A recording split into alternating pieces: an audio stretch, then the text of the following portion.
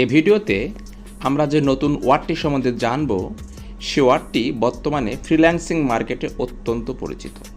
হ্যাঁ ভিউয়ার্স, আমরা আজকে জানব অ্যাফিলিয়েট শব্দের মিনিংটা আসলে কী বোঝায়, বাংলা অর্থটা বা কী অর্থে অ্যাফিলিয়েট শব্দটি ব্যবহৃত হতে পারে, এটার সিনোনিম কী এবং এটা দ্বারা সেন্টেন্স কীভাবে তৈরি করা যায়। দেখুন, অ্যাফিলিয়েটের সংখ্যাটা প্রথমে দেখুন, a person, animal or thing belonging to a group or organisation.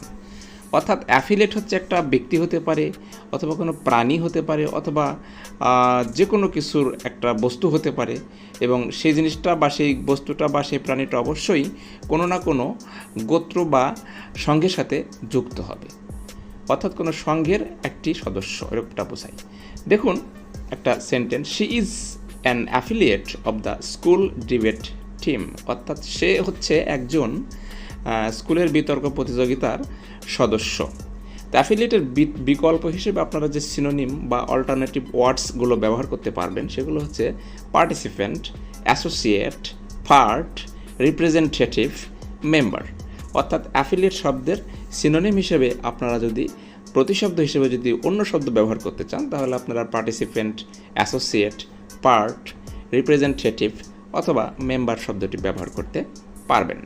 এখন প্রশ্ন হচ্ছে তাহলে অ্যাফিলিয়েট শব্দের অ্যাকুরেট বাংলা মিনিংটা কি দাঁড়ায়? দেখুন, অ্যাফিলিয়েট শব্দের বাংলা অর্থ হচ্ছে সদস্য, কোনো দল, সংগঠন বা গোষ্ঠীর অন্তর্ভুক্ত একজন ব্যক্তি।